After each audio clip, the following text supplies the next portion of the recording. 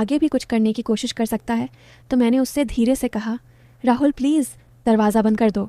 मेरी बात सुनकर राहुल हंसते हुए बोला, इस समय यहाँ कौन आएगा? मैंने धीरे से मुस्कुराते हुए कहा, फिर भी तुम दरवाज़ा बंद कर लो ना प्लीज़। राहुल ने मुझे छोड़ा और दरवाज़ा बंद करने चला गया।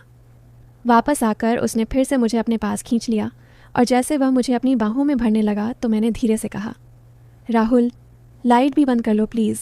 और फिर हेलो दोस्तों, आज की इस रोमांचक कहानी में आप सभी का स्वागत है।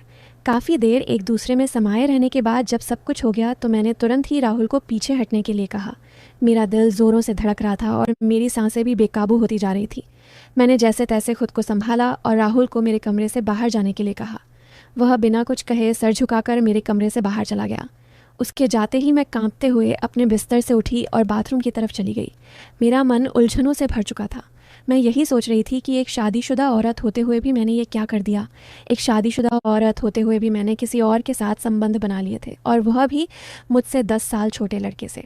यह सब सोचते हुए मेरा दिल बहुत ज़ोरों से धड़क रहा था। मैं जैसे तैसे बस खुद को शांत करने की कोशिश कर रही थी। जो हुआ वह नहीं होना चाहिए था, लेकिन अब ऐसी परिस्थिति में मैं और कर भी क्या सकती थी। मैंने बाथरूम में खुद को साफ़ किया और खुद से एक वादा भी किया कि मैं अब से बहुत ही सतर्क रहूँगी। नहाने के बाद मैंने अपनी साड़ी पहनी, अपने बालों को ठीक किया और अपने बिस्तर पर जाकर लेट गई। पूरे दिन की थकान और उलझनों ने मुझे इस कदर थका दिया था कि मैं कब सो गई मुझे पता ही नहीं चला। रात के करीब 12 बजे हमारे मैनाडोर की घंटी बजी। मैं हड़बड़ाकर उठी और घड़ी की तरफ देखा तो घड़ी में 12 बजे बज रहे थे। मैं जल्दी से दरवाजे की ओर बढ़ी और दरवाज़ा खोलते ही मैंने देखा कि सामने संजना खड़ी है और उसके साथ उसका छोटा बेटा सोहम भी है, जो लगभग 9 साल का था। संजना दीदी हमारी पड़ोसन है जिसे हमारे घरेलू संबंध हैं। मैंने हड़बड़ाकर पूछा, संजना दीदी आप इतनी रात को यहाँ क्या कर रही हो? सब ठीक तो है ना? संजना दीदी ने जवाब दिया, सीमा मेरी माँ की तबीयत बहुत ज़्यादा ख़राब हो गई है। हमें अभी अभी खबर मिली है और हम तुरंत ही वहाँ जा रहे हैं। क्या तुम 2-3 दिनों के लिए सोहम को अपने साथ रख सकती हो? ये तुम्हें बिल्कुल भी तंग नहीं करेगा और हम जल्दी ही वापस लौट आएंगे। मैंने तुरंत कहा, कोई बात नहीं दीदी, यह भी तो आपका ही घर है। आप बेफिक्र होकर जाओ और सोहम की बिल्कुल भी चिंता मत करो। मैं इसका पूरा ध्यान रखूंगी। संजना दीदी ने सोहम को मेरे पास ही छोड़ दिया और जल्दबाजी में चली गई। मैंने दरवाज़ा बंद कर लिया और सोहम को लेकर अंदर आ गई। मैंने सोहम के लिए टीवी और ओवन कर दिया और उससे पूछा, मैं अभी तुम्हारे लिए खाना लेकर आती हूँ। मैंने खाना गर्म करके टेबल पर रख दिया और सोहम को खाना परोस दिया। सोहम खाना खाने लगा और मैं भी उसके पास वाली कुर्सी पर बैठ गई। राहुल ने अभी तक खाना नहीं खाया था और मैं खुद उसे बुलाने नहीं जाना चाहती थी। मुझे पता था मैं उससे आंखें भी नहीं मिला पाऊंगी। मैं यही सोच रही थी कि जो कुछ भी हुआ उसमें किसकी गलती थी, मेरी गलती थी या फिर राहुल की गलती थी। कुछ देर बाद मैंने राहुल के कदमों की आहट सुनी और उसके कदमों की आहट सुनकर मैं अपने विचारों से बाहर आ गई। मैंने बिना उसकी ओर देखे उससे कहा, राहुल तुम भी खाना खा लो। मैंने खाना गर्म कर दिया है। वो मेरे बगल वाली कुर्सी पर ही बैठ गया और चुपचाप खाना खाने लगा। मैं भी खाना खा रही थी, लेकिन मेरी नज़रें बार बार राहुल की तरफ जा रही थीं। मैं यही सोचती रही कि एक शादीशुदा औरत होते हुए भी मैंने ये क्या कर दिया। राहुल ने खाना खाते हुए मुझसे पूछा, यह बच्चा कौन है? मैंने बिना आंखें मिलाए उसे जवाब दिया, यह संजना दीदी का बेटा सोहम है। उनकी माँ की तबीयत अचानक बहुत ख़राब हो गई है, इसलिए वह उनके पास गई हैं और सोहम को हमारे पास छोड़ गई हैं। इसके बाद हम दोनों के बीच कोई बात नहीं हुई और राहुल खाना खाकर अपने कमरे में चला गया। मैंने सारे बर्तन उठाए और किचन में रख दिए। फिर सोहम को लेकर अपने कमरे में चली गई और दरवाज़ा अंदर से बंद कर लिया। मैंने सोहम को अपने साथ ही लिटा लिया, क्योंकि वह एक छोटा सा बच्चा ही तो है। अगर मैं उसको अलग लिटाती तो शायद रात में उसको डर लगने लगता। सोहम मेरे बेड पर ही लेटा था और जल्दी सो भी गया, लेकिन मैं जाग रही थी।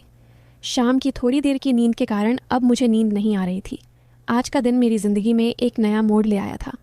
मेरे दिल और दिमाग के बीच लड़ाई चल रही थी।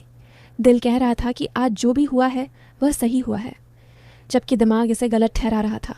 मेरा दिल तो यही भी कह रहा था कि एक शादीशुदा औरत होते हुए भी मैं एक अधूरी सी ज़िंदगी जी रही थी, और अगर किस्मत ने मेरे लिए कोई रास्ता खोला तो इसमें क्या बुराई है। मैं अपने इन्हीं ख्यालों में खोई हुई थी कि अचानक से मेरे कमरे के दरवाजे पर दस्तक हुई। घर में मेरे और सोहम के अलावा सिर्फ राहुल ही था, तो इसका मतलब दस्तक देने वाला राहुल ही हो सकता था। मेरा दिल फिर से तेज़ी से धड़कने लगा था। मैंने चुपचाप लेटे रहने की कोशिश की, लेकिन दस्तक फिर से हुई। मैं यही सोच रही थी कि कहीं सोहम जाग ना जाए, और यही सोचकर मैंने धीरे से उठकर दरवाज़ा खोल दिया। सामने राहुल को देखकर मैं थोड़ा सा चौंक गई और उससे पूछा, अब क्या है, तुम यहाँ क्यों आए हो? राहुल ने धीमी आवाज़ में मुझसे पूछा, क्या मैं अंदर आ सकता हूँ? मैंने कहा, नहीं, बिल्कुल भी नहीं, तुम जाओ यहाँ से। और इतना कहकर मैंने दरवाज़ा बंद कर दिया। मेरी सांसें तेज़ रही थी और मेरे दिमाग में कई कि यह अंदर क्यों आना चाहता है। क्या वह फिर से मेरे साथ कुछ गलत करना चाहता है? नहीं, ऐसा नहीं हो सकता। सोहम भी तो मेरे कमरे में है और एक बार जो गलती मुझसे हो गई वह मैं दोबारा नहीं दोहराऊंगी।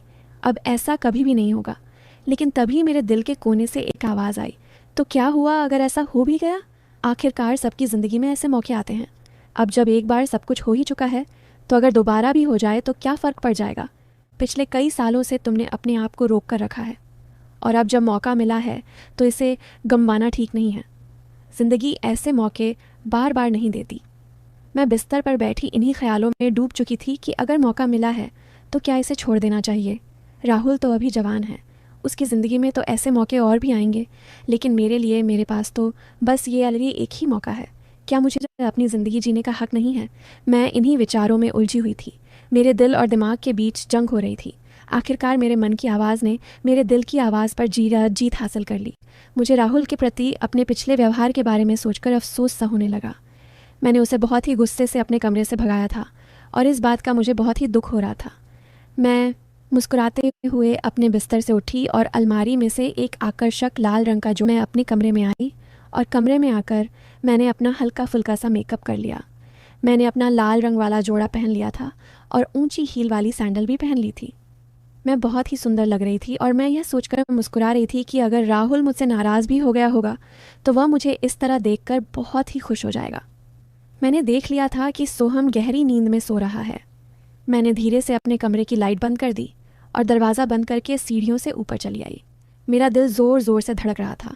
जब मैं ऊपर पहुंची तो मैंने देखा कि राहुल के कमरे का दरवाज़ा खुला हुआ है और अंदर से हल्की हल्की रोशनी बाहर आ रही है। जब मैंने अंदर जाकर देखा तो राहुल वहाँ नहीं था। तब तक मुझे पीछे से किसी के कदमों की आहट सुनाई दी। जब मैंने मुड़कर देखा तो वहाँ राहुल खड़ा था। जब राहुल मेरे करीब आया तो मैंने झंझकते हुए पूछा, तुम अभी तक सोए क्यों नहीं? राहुल ने आगे बढ़कर मेरे एक हाथ को अपने हाथ में थाम लिया। उसकी नज़दीकी से मेरे दिल की धड़कनें और तेज़ हो गई थी। राहुल ने मुस्कुराते हुए कहा, मुझे यकीन था कि आप मेरे पास ज़रूर आओगी। और इतना कहकर उसने मुझे अपनी तरफ खींच लिया। मैं बिना किसी प्रतिरोध के उसके पास चली आई। राहुल ने मुझे अपनी बाहों में भर लिया था और उसकी इन नज़दीकियों से मुझे एक अजीब सा सुकून महसूस हो रहा था। मैंने राहुल के सीने में अपना चेहरा छुपा लिया और धीरे से बोली, राहुल, मुझे बहुत डर लग रहा है।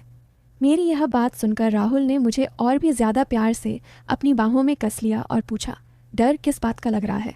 मुझे उसकी बाहों में बहुत असहज महसूस हो रहा था, लेकिन एक अजीब सा आकर्षण भी महसूस हो रहा था। मैंने धीरे से कहा, कोई हमें देख ना ले। राहुल ने भी धीरे से कहा, यहाँ है ही कौन जो हमें देखेगा?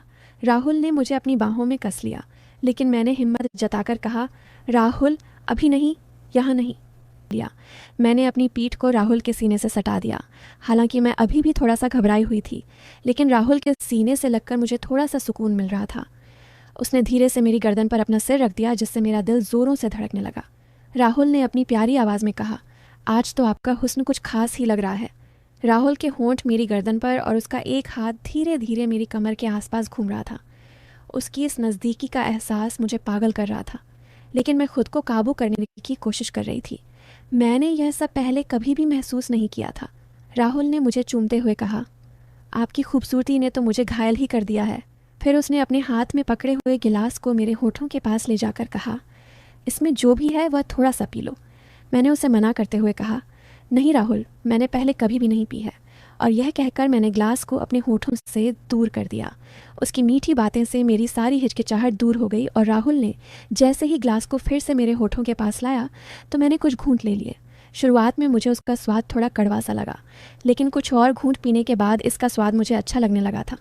इस दौरान राहुल एक हाथ से मेरे कंधे को हल्के से छूते हुए धीरे धीरे ग्लास में मौजूद सारी शराब मुझे पिलाता रहा। थोड़ी देर में तरफ देखते हुए बोला, आज तो आप बहुत ही सुंदर लग रही हो। इन हाई हील्स में आपके नाजुक पैर बहुत सुंदर लग रहे हैं। अब धीरे धीरे मुझे भी शराब का असर होने लगा था। अपनी तारीफ सुनकर मैं पहले तो थोड़ा सा झिझकी, लेकिन फिर मुस्कुराते हुए बोली, तो किसने रोका है? अपनी सारी चाहत पूरी कर लो। इतना सुनते ही राहुल ने मेरे पैरों को बड़े सम्मान के साथ हल्के से छुआ। यह सब देखकर मुझे यकीन ही नहीं हो रहा था कि कोई मुझे इतनी गहराई से पसंद कर सकता है कि मेरे पैरों को भी इस कदर से सराह रहा है। राहुल ने मुझे अपनी बाहों में लेकर हल्के हल्के मेरी गर्दन पर चुंबन देना शुरू कर दिया। मैं भी राहुल की बाहों में एक सुकून महसूस कर रही थी।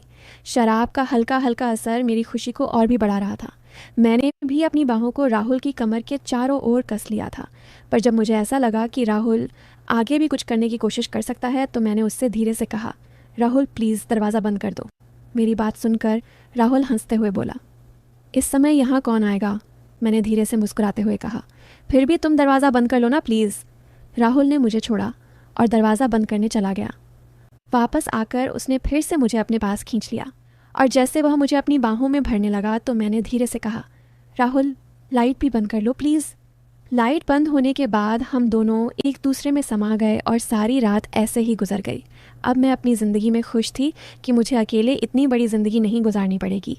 लेकिन क्या यह खुशी कल तक टिक पाएगी, जानने के लिए अगला भाग ज़रूर देखना।